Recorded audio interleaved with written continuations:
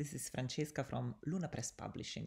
Today I would like to talk a little bit about submitting book one of a trilogy for open submission, which are only for standalone novels. Okay, so we had at the end of June we had our annual open submission, and it was in fact for standalone novels only. However, due to the number of book one of such and such trilogies that we received, we decided that perhaps it was best to have a little explanation as to why they wouldn't be suitable for a standalone novel submission.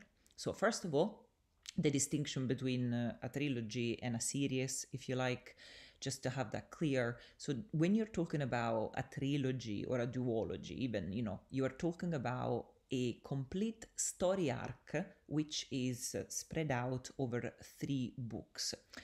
With a series, you have either a longer passage of time, or you have specific characters, or even the settings being the same, and you could have a lot of, if you like, different standalone books, and each one of them would be perhaps a full adventure, but it stretches out within a series, okay?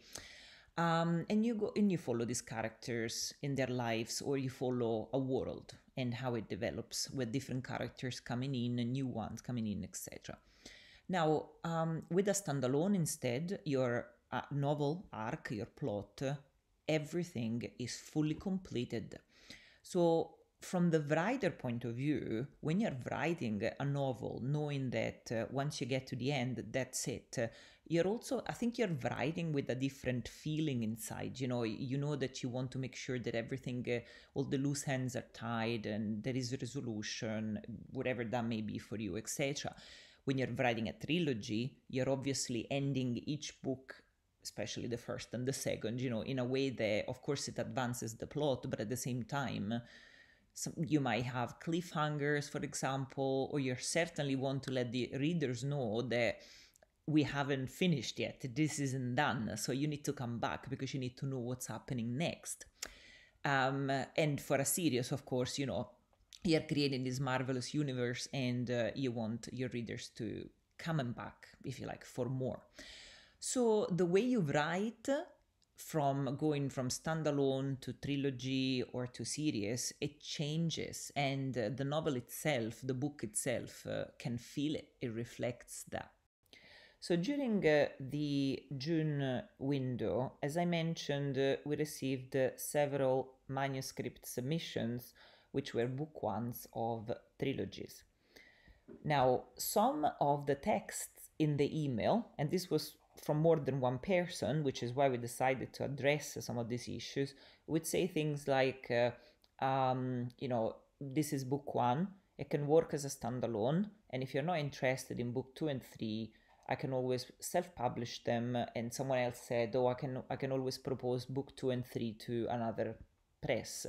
Now, that is not as easy as it sounds, and this is because when a book is accepted, there is of course a contract, and the contract, as well as protecting an author and a publisher, it also protects the book in question, making sure that it doesn't have competition of essentially substantially the same material, okay? So why wouldn't it be possible for you to, say for example, go ahead and propose book 2 and 3 to another publisher, or even doing it yourself? Now, when a publisher takes on a book, as I mentioned before, there is a huge amount of work that goes on behind the scene, not just in terms of the actual production of the book, but also, of course, an investment of money. So it's a full commitment, time, money, and of course, the feelings that go with all of this as well.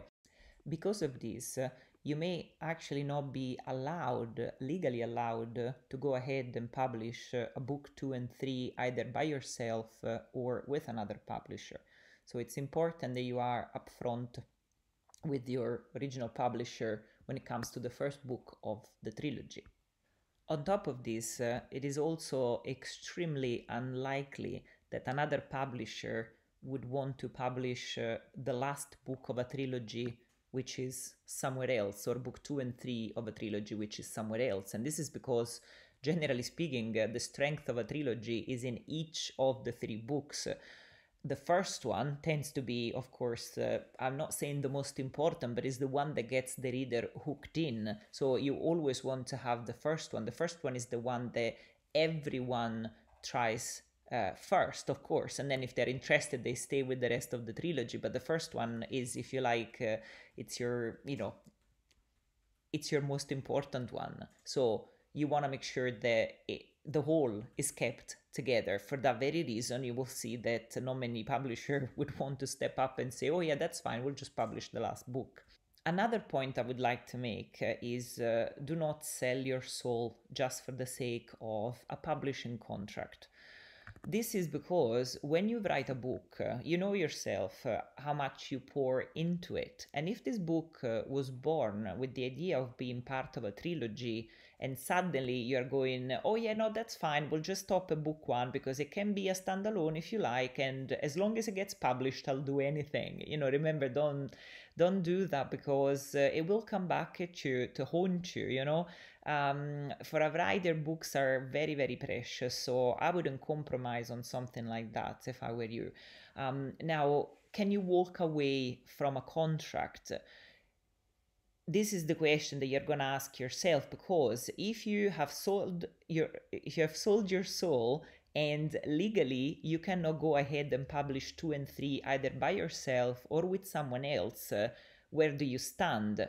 Now, again, the contract will have clauses which allow you to step back if something happens that you don't want to go ahead with, etc. But there could be financial repercussions, because from the moment a contract is signed and a book is put on a publisher's schedule, a lot of things kick off right at the start, and some of these things will be already either paid or will have required already some commitment from a money point of view. Say, for example, the publisher will immediately start the process of editing, perhaps a cover has been commissioned. So if you let this time pass and all these things have started, and you suddenly turn around and say, oh, I've changed my mind, I now want the whole trilogy, can we please terminate the contract? Now, assuming your publisher says yes, which they probably would, I suppose, because if you don't want to work with them, why would they want to keep you on? I suppose, from my point of view, you know what it's like. I call my authors the family, the Luna family. I want to know that they are with me because they are happy to be with me. I really wouldn't want to keep them if they didn't want to be. But from a financial point of view, especially if you think about us as a small press, starting artwork, commissioning the editing and everything, that is money. And so, of course, if you turn around after 4 months and say, well, I've now changed my mind, I want the trilogy, and I'm out of pocket of several £100s, if not more, where does that leave me? So that's why I'm saying, do not sell your soul. If you think that book is supposed to be a trilogy, don't just go ahead and say, oh yeah, you can keep it, because you can't leave a publisher, of course, out of pocket at that point, and so you need to then take on the financial repercussion of that choice, which can still be made, of course. Nobody traps you, but you've got to remember, so it's important that you consider that at the moment that you sign a contract, if that is your circumstance. Now, where does this leave you? Okay, so first of all, remember what we said about the difference between the trilogy and the series. With a trilogy, you're looking at a complete arc, which it's divided within the 3 books, but it's finished. Once you get to the end of the 3rd book, that's you done, that's there. With a series, you have the option of using, for example, the same world, the same universe, maybe some of the same characters, but it's nothing to do with that particular work. Okay, that it's an adventure that is finished and it's over. So with the series, you can further develop a universe, etc. So in the contract, one of the most common clause to find is the first refusal rights. What does that mean? Say, for example, you've written a standalone book, but on a later stage you think, oh, actually, I love this universe, I would like to see more I would like to write more, I would like to develop more things about it.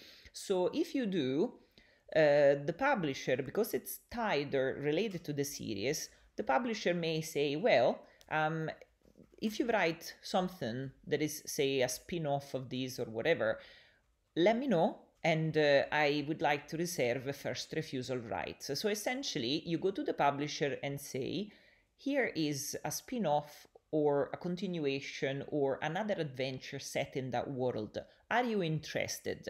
And the publisher will say, actually, yes, that's great. Or they might just say, you know what, I've decided to leave it at that. With that book, we're fine with that. So you are free to basically go off somewhere else and try to sell that serious idea to another press. So this is a possibility. So don't forget, just because a publisher may not be interested in trilogies, it doesn't mean that the series is not an option. In fact, it's a very easy option to have, and it wouldn't necessarily go against the book you have under contract with them. In fact, I would see that as a strength, because even if I'm not interested to develop your world that you've created for that book further, but someone else is, if it goes well, there will be readers going, oh, by the way, do you know that there is another book over there with the other publisher? Let's go get that book as well. So you will continue to sell. It will be a strength for you, for your original publisher, and that would not be an issue at all. Okay, so to conclude, first of all, if a publisher requests standalone complete novels only, the main thing would be, please do just that. Just send them a standalone novel. Do not send them book one of a trilogy, okay?